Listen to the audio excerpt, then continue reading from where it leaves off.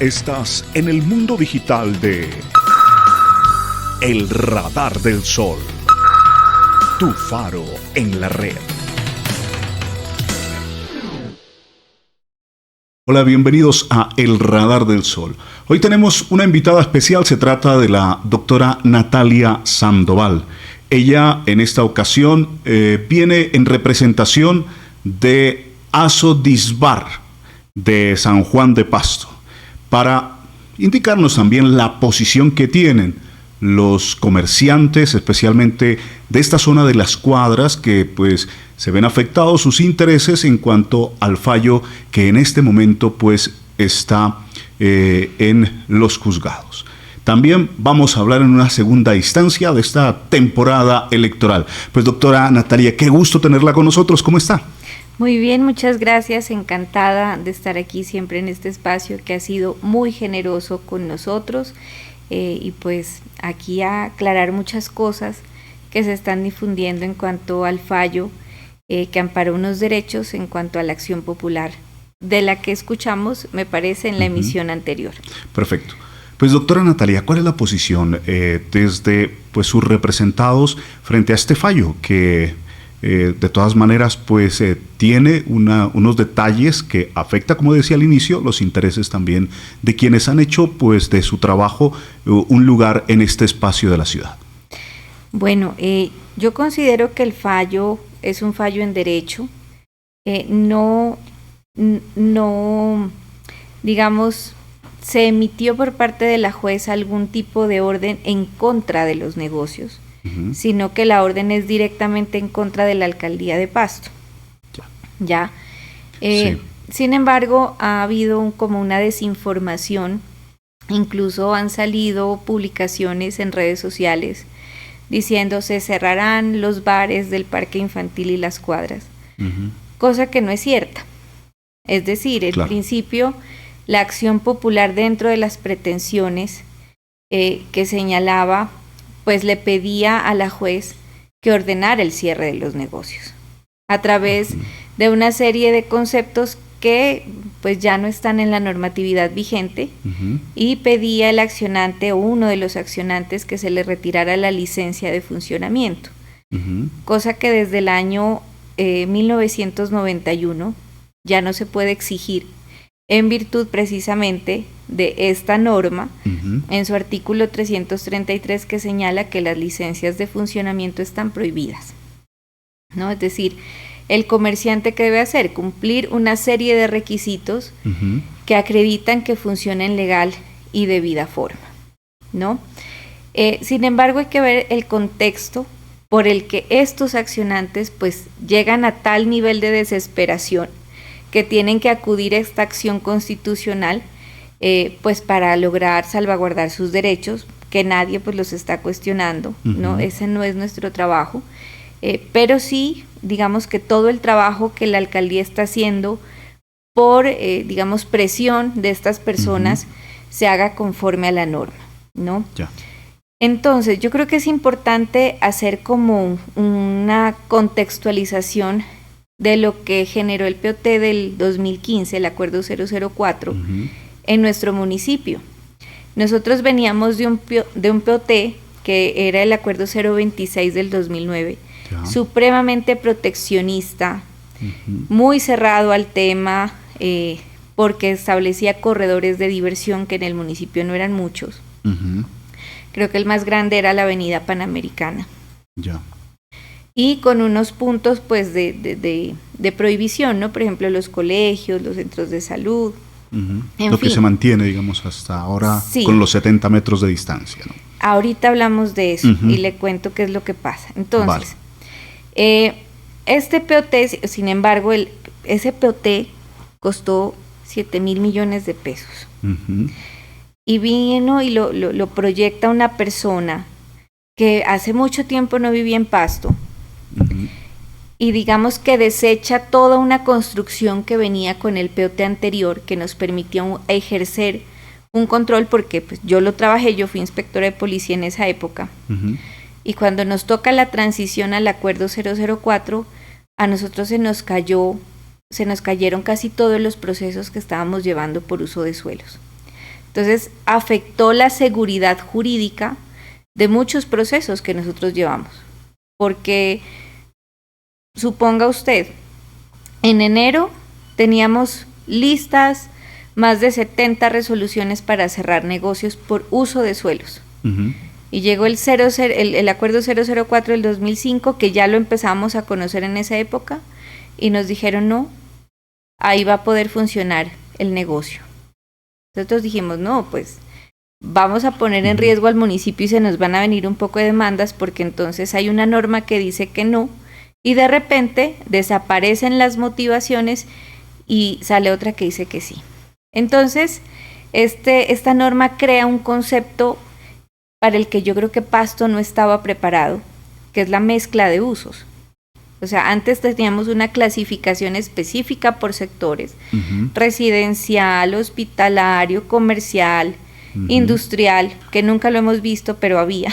Y ahora es el uso mixto, que se llama. Y ahora es el uso mixto, o sea, al punto que quienes nos expusieron a nosotros en las capacitaciones del POT, nos decían, si un prostíbulo funciona al lado de un colegio, no lo van a poder sacar. Compleja la situación. O sea, imagínese. ¿Quién aprobó eso? Eso se aprobó en la alcaldía de Harold Guerrero. Guerrero. ¿Y la propuesta fue del consejo, de la alcaldía? No. ¿Cómo se maneja ese? El POT es un instrumento. Porque fue una modificación, según le entiendo. Es un nuevo POT. Lo que pasa es que en determinados periodos usted tiene que formular un nuevo POT. Ya. Perfecto. ¿No? Como que va hasta el 2027, tengo entendido, ¿no? En el 2027 ya, gracias a Dios, fenece, porque fue un completo desastre. Ya. ¿No? Entonces, es la alcaldía la que lo propone, ¿sí? Y es el consejo el que lo aprueba. Pero obviamente, pues, primero encontramos, digamos, que falló la estructuración del POT. Falló desde su inicio, desde su origen, y falló también cuando pasó por el consejo, porque los concejales, pues mientras les mantengan sus cuotas políticas y su burocracia, no opinan. O sea, aquí fallaron los dos filtros, y esas son las consecuencias que tenemos en este momento, que es una ciudad absolutamente desordenada. Ya. ¿No? Entonces, empezaron obviamente a proliferar negocios. Por ejemplo, el acuerdo 026 era divino porque exigía unas condiciones para que un local funcionara como bar.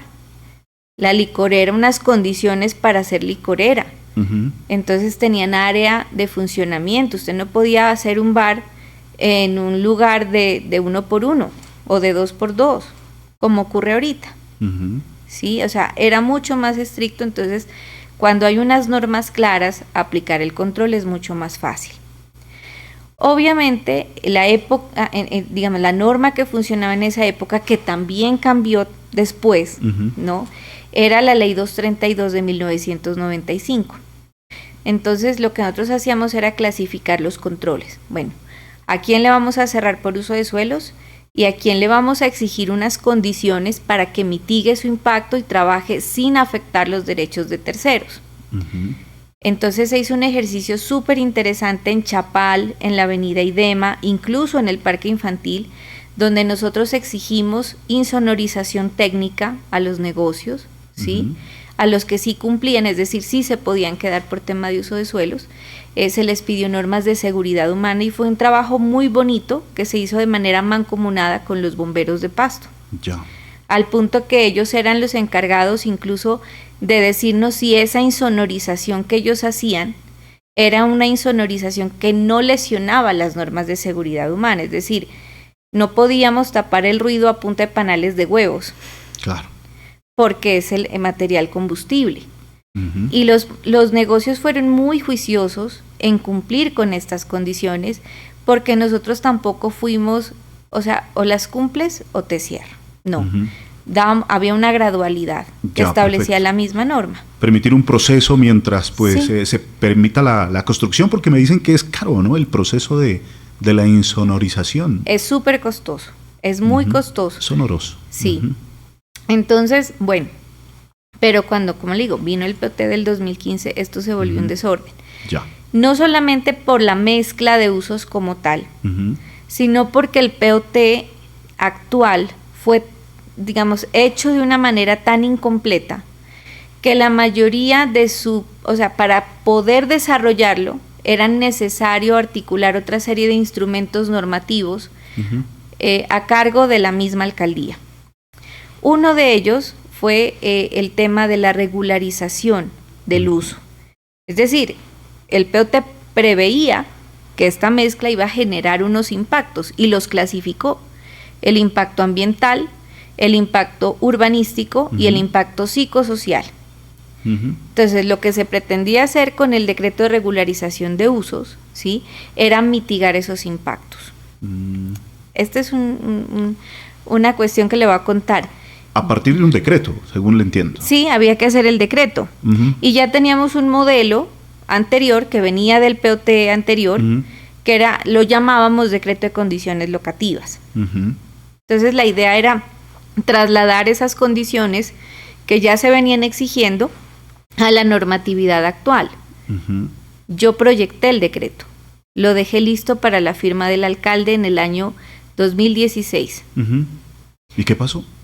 Estaba de subsecretaria de control la ingeniera Nilsa Villota, que ahorita es actual candidata a la alcaldía.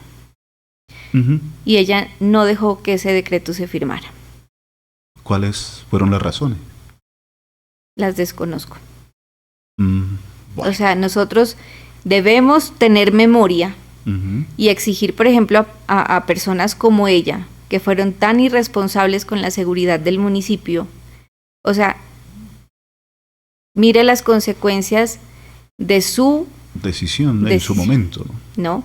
Es decir, tenía la oportunidad de poner en orden esta ciudad y darnos los instrumentos a las autoridades que en ese momento no teníamos con qué,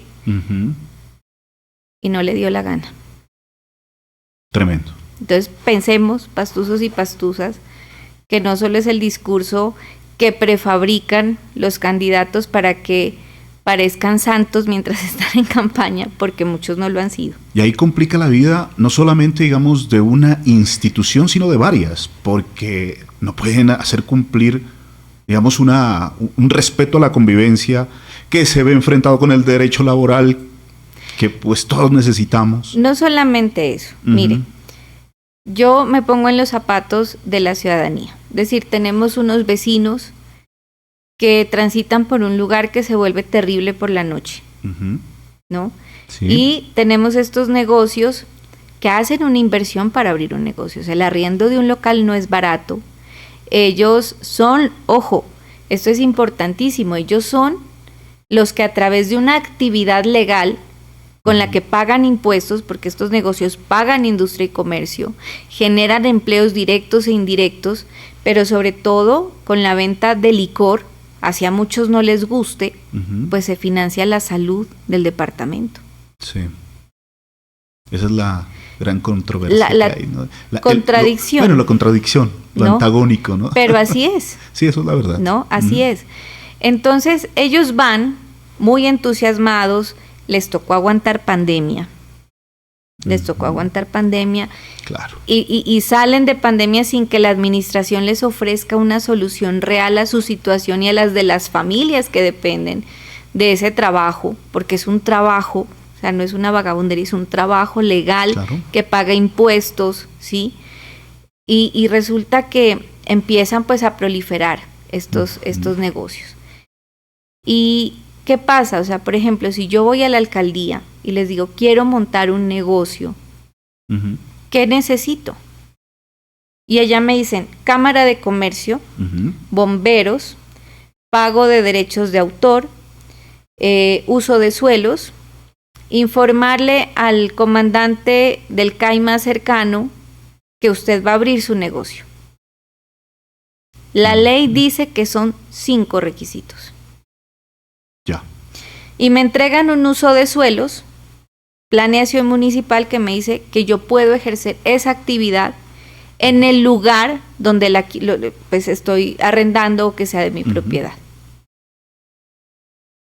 Y después me dicen, no, venga, lo voy a joder hasta que se canse. ¿Qué requisito adicional hay más? allá voy. Entonces, viene esta acción popular porque digamos que el sector más saturado que hay ahorita en materia de esa misma actividad que es el expendio y consumo de licor, pues es el parque infantil y las cuadras. Frente a esta proliferación desaforada a la que la administración no le ha puesto cuidado, pues confluyen muchos factores, ¿no? Uno es el tema de tránsito, es decir, el parqueo, el uso de vehículos para llegar hasta estos sitios, entonces se parquean en las calles. El tema de las ventas de licor artesanal o hervidos, pues como lo conocemos. Obviamente los negocios de comidas que también se van colocando y la falta de cultura ciudadana. Que pues yo no creo que un cliente vaya a un bar y salga a hacer sus necesidades afuera del bar, porque pues para eso está en el bar, pero quienes están consumiendo licor en la calle, por lo general acostumbran a utilizar las fachadas, puertas y jardines de las viviendas como orinales, cosa que debe ser terrible, claro, demasiadamente incómodo para los vecinos. Pero eso no es responsabilidad de los dueños de los negocios, ¿no? Es responsabilidad de una serie de factores que confluyen sobre un sector que se desbordó. Entonces presentan esta acción popular, como le decía al inicio, la pretensión de los accionantes era que cerraran los bares. Ya. Esto que yo le cuento, yo se lo vine diciendo a la juez a lo largo del proceso de muchas maneras, incluso en los alegatos de conclusión. También le sugerí que en la época del POT del 026 del 2009 lo que se hizo fue declarar saturadas algunas zonas de la ciudad. Entonces, ¿qué pasó? Como ya se prohibió expedir usos de suelos allí, entonces empezó a migrar la actividad, que ahorita, por ejemplo, hay corredores muy buenos para la actividad económica, como es la del expendio y consumo de licor, que es La Pana, y La Pana está prácticamente desocupada, está vacía. Entonces empiezan a migrar a otros lados y se empieza a mitigar ese impacto tan grande. Bueno, y resulta que sale el fallo. Sale este fallo. Y entonces uno de los accionantes, yo lo he visto compartir por bastantes redes sociales, van a cerrar los bares. Bueno, los primeros aterrados fueron mis clientes. Yo soy la apoderada de la Asociación de Bares. Que en ningún momento dice eso, el fallo. No, el fallo protege efectivamente los derechos colectivos porque considera que se han vulnerado y eso nadie lo puede desconocer, pero no por la actividad que ejercen mis clientes, sino por una omisión del municipio en cuanto a regulación, en cuanto a planificación y organización, que es diferente. Al cumplimiento de normas, tanto de establecimientos como del espacio público, digámoslo así. Totalmente, ¿no? Entonces, por ejemplo, le ordena al municipio de Pasto, dice que debe realizar un estudio técnico. Lo primero que le ordena es la realización de un estudio técnico, y esto también es para los que andan diciendo, van a modificar el... No, señores, ojo. Lo primero que ordena la juez es realizar un estudio técnico respecto al desarrollo de actividades comerciales que involucren el expendio y consumo de licor. Es decir, ese impacto que generan esas actividades en el sector. Entonces, realizar un estudio técnico implica en el sector público una serie de circunstancias que tienen que ver con la ley 80. Es decir, yo tengo que desarrollar el proyecto, ¿sí? Tengo que hacer la convocatoria, qué método pues de contratación voy a utilizar y adjudicar. O sea, en eso se van a ir más de 9 meses y esta alcaldía ya no va a estar. Primero. Y nadie puede, digamos, predecir cuál va a ser el resultado de ese estudio. Puede ser beneficioso para mis clientes o no. ¿Ya? Esa es la situación, o sea, hasta ahora nadie sabe nada. ¿A qué le temen en perjuicio de quienes representa usted en este momento, que son los bares, los gastrobares, las discotecas en este sector? Bueno, ellos están creyendo mucho en la mala información que están difundiendo los accionantes, ¿no? Ya. Eso los tiene supremamente preocupados. Ahorita le voy a contar por qué, ¿no? Mientras usted ubica allí ese contexto, es bueno reiterar, ¿no? Es decir, en ningún momento el fallo pide que se cierren los locales. No, ni los van a sacar. Exactamente, sino que se va a hacer un proceso, ¿cierto? Un proceso en primer lugar formativo e informativo de todo lo que a la larga conlleva todo la acción popular como tal, ¿no? En el fallo. ¿Bien? Ahora, con fundamento en las resultas de este estudio técnico, la juez ordena modificar el POT, pero no es modificar por modificar, ojo. O sea, ¿qué es lo que pide? Mire, modificar respecto a la mezcla de uso de suelos, ¿sí? Las áreas y subáreas donde se permitan tales mezclas. Que la alcaldía dice que eso no se puede desde una petición judicial como esta.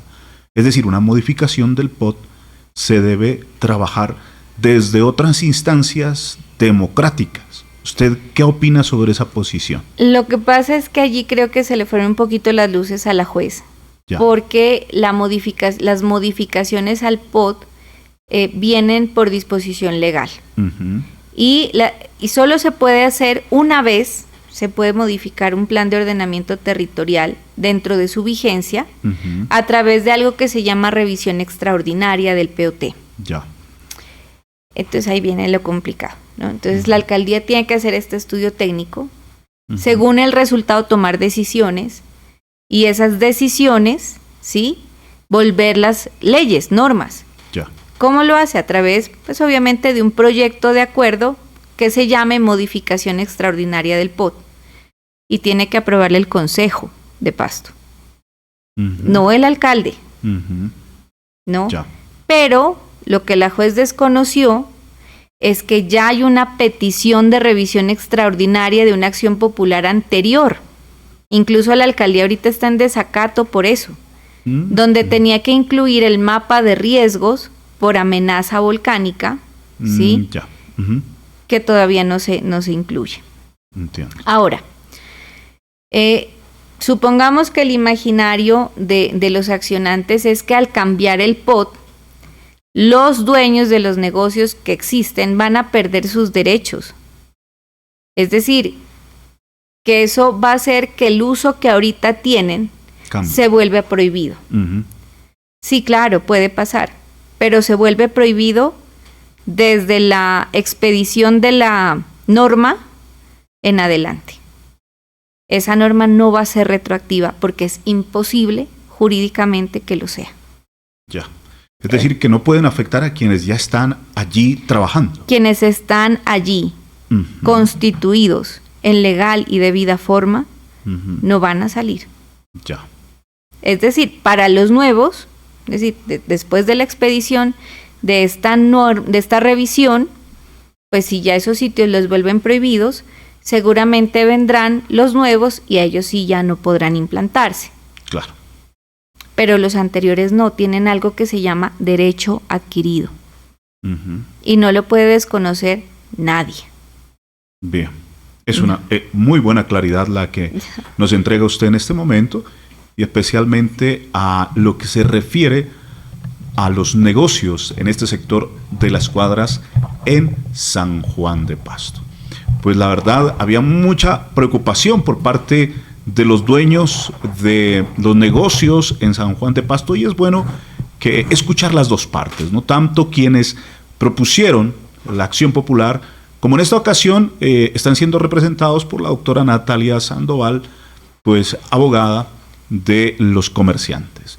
Mientras seguimos en este diálogo, no se olvide de suscribirse a nuestro canal de YouTube de El Radar del Sol, visitar nuestra página web elradardelsol.com, suscribirse y seguirnos en las diferentes redes sociales y plataformas de podcast.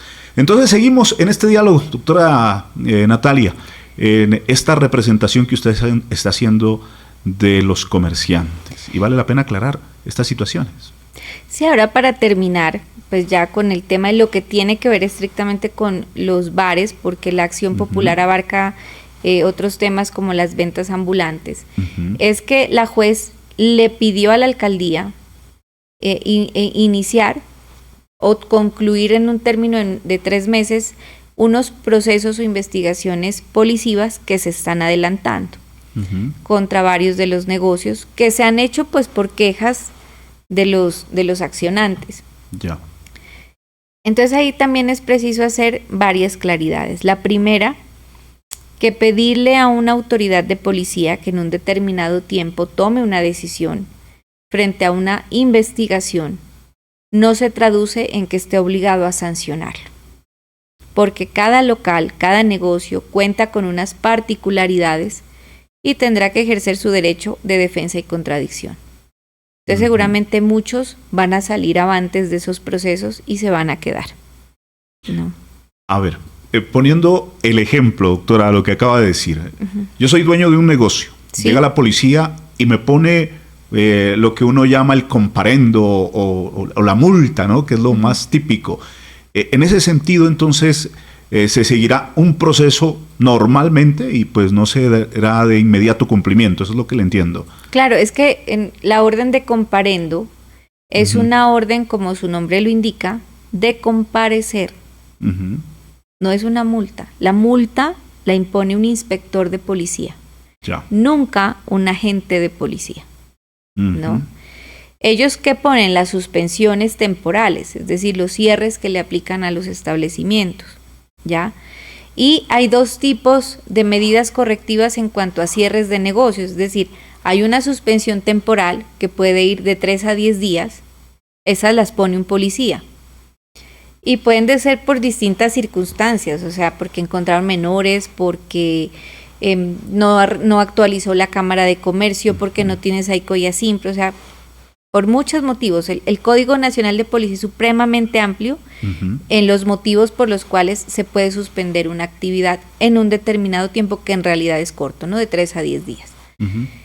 Los cierres definitivos o las suspensiones definitivas de actividad están en cabeza de los inspectores de policía.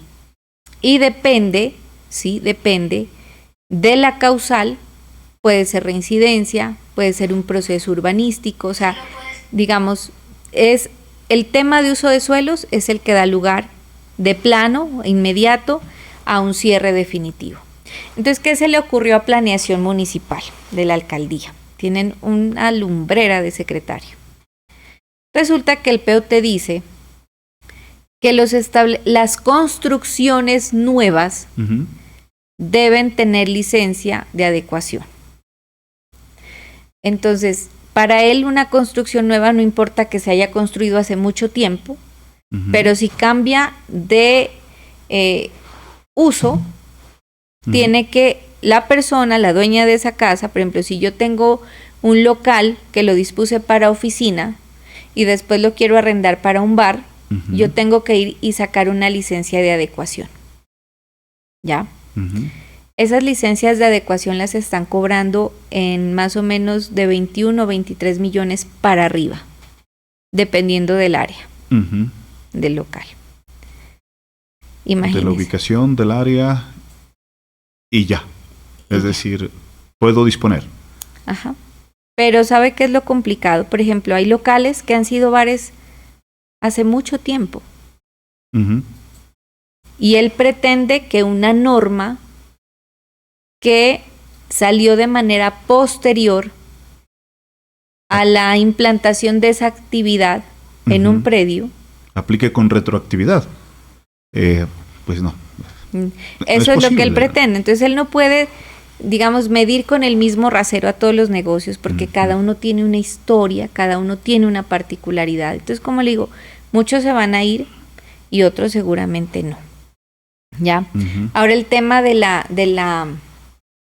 área de influencia. Ese es un tema en el que yo tengo muchas situaciones de inconformidad con el municipio, porque esto está regulado en el POT del 2015, pero el Código Nacional de Policía sacó una norma relacionada con establecimientos de comercio de manera posterior. Y allí habla de un perímetro de impacto y que son los consejos municipales los que deben reglamentar ese perímetro.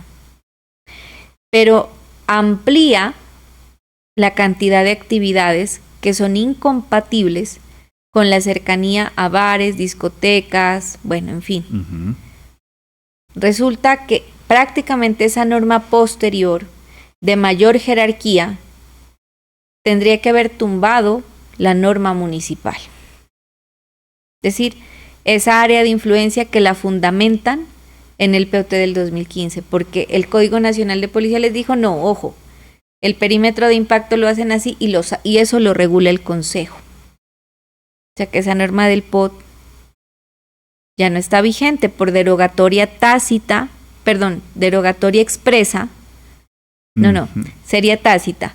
Sería tácita porque está en contravía, pues sin que la nombre de aquello que ha dispuesto ahora. ¿Ya? Y resulta que la alcaldía sigue aplicando una norma que para mí jurídicamente está muerta.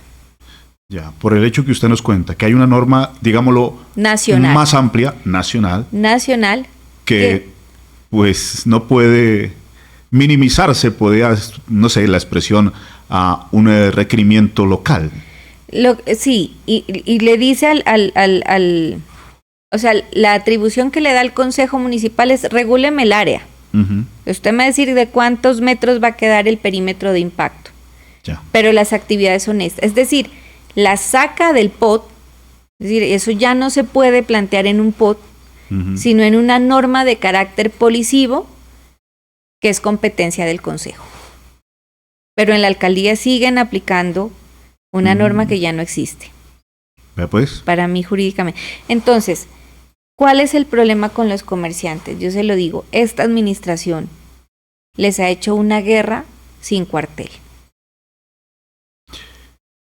¿En qué sentido? Porque acá lo que están diciendo es que esta administración no ha hecho nada frente a los requerimientos, las normas. Mire, es que el control no cumplen los amigos es que el control es que ¿o en qué sentido es la guerra? Además? Mire, primero, por ejemplo, exigiéndoles o pretendiendo cerrar con condiciones que nunca han exigido. Ya. Lo que estamos hablando, es decirlo. Primero. 2, el área de influencia. 3, por ejemplo, les hacen sonometrías con normas que están derogadas. ¿No? Aplican normas del 80 y pico, del Ministerio de Salud, que luego, digamos, estas funciones ambientales que tenía el Ministerio de Salud migran hacia el Ministerio de Ambiente y sacan una nueva resolución, que creo que es la 627 del 2006, y allí cambia todo lo que tiene que ver con sonometrías. Ya. Entonces, obviamente los decibeles cambiaron. Tenemos incluso el concepto del Ministerio de Salud que dice que la norma vigente es la 627 y no creo que es no me acuerdo la otra, que es del 80 y pico, que es la que aplica ahorita la Secretaría de Gobierno. Mire, tengo el caso de una clienta. ¿Por qué esa descontextualización? Que pagó 30 millones de pesos por insonorizar su local. Tiene la certificación del técnico perito que le hizo esa insonorización. Y este fin de semana le hicieron sonometría. ¿Y sabe cómo es la sonometría? No, porque, ojo, allí lo que mide ese equipo que ellos tienen es la emisión sonora. Es decir, el impacto que genera el ruido de un predio a otro, de pared a pared, ¿sí?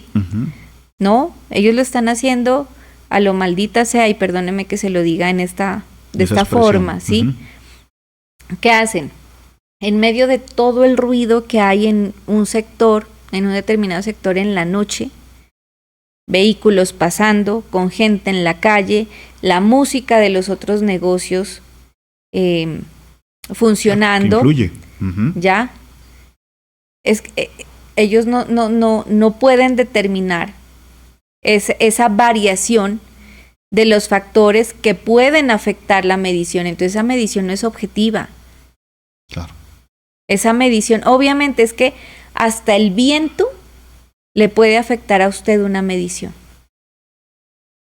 Interesante. Que es el ruido residual. Entonces, para que una sonometría tenga éxito, como la ley dice, lo que tiene que hacer el investigador es aislar y procurar que haya el menor ruido, digamos, de otras fuentes, para ser objetiva en la medición que yo estoy haciendo.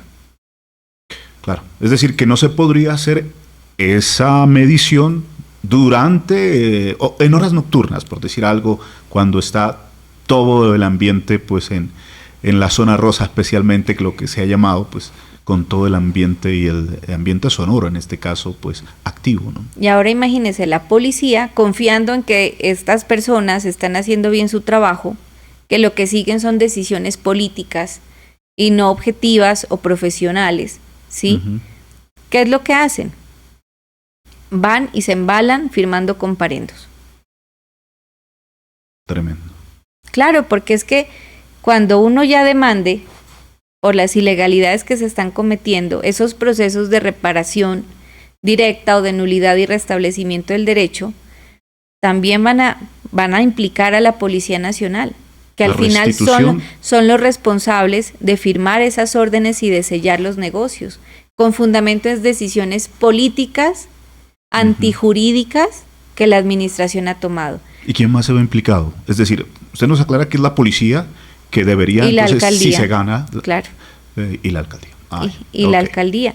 Entonces, yo les digo a los accionantes que están tan contentos, afirmando cosas que no son. Hay una confianza legítima frente a un comerciante que se instruyó con el mismo municipio para decirle si cumple o no cumple y si puede abrir en esas condiciones, para que después cada vez se inventen una cosa más para sacarlos. ¿Quién va a pagar esa plata? ¿Quién va a pagar esos errores? Pues nosotros con nuestros impuestos. Claro, pagando todos. ¿Por qué? Por la negligencia de una administración que nunca, desde hace 8 años, porque la Secretaría de Gobierno está en manos de los mismos conservadores del clan de los Enríquez Maya y han sido completamente ineptos para manejar la seguridad del municipio. Bien, ella es la doctora Natalia Sandoval. Nos ha entregado claridades frente al proceso del fallo en el sector de Las Cuadras. Vamos a cerrar este diálogo en este momento para luego abrir otro espacio, especialmente para hablar del tema político. Pues doctora Natalia, cerrando este tema, ¿algo más que agregar? No, pues agradecerle a usted que me permita, digamos, difundir estas verdades, ¿no? Y pedirle sí a los señores accionantes que dejemos de desprestigiar a unos comerciantes que son tan víctimas como ustedes, ¿no? De un mal proceder del municipio. Entonces, yo creo que la idea no es que se ataquen unos ciudadanos con otros. Yo creo que hay dos derechos aquí que tienen igual importancia, ¿sí? Y que, pues, no sé, yo creo que generarles esa mala imagen a los negocios, pues no es un tema, digamos, de objetividad, ¿no? No es un tema de objetividad. Y pues si el señor o las personas no son abogadas, pues les sugeriría que se asesoren para que les expliquen bien qué es lo que realmente ocurrió con este fallo proferido por el Juzgado Noveno Administrativo. Bueno, muchas gracias. A ustedes, amigos, los invitamos a seguir en nuestro canal de YouTube, suscribirse, activar la campanita, seguirnos a través de nuestra página web elradardelsol.com y de nuestras redes sociales. De igual manera, escucharnos en nuestros podcasts. Un abrazo y muchas bendiciones.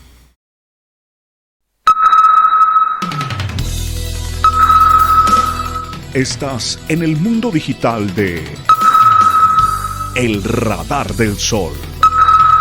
Tu faro en la red.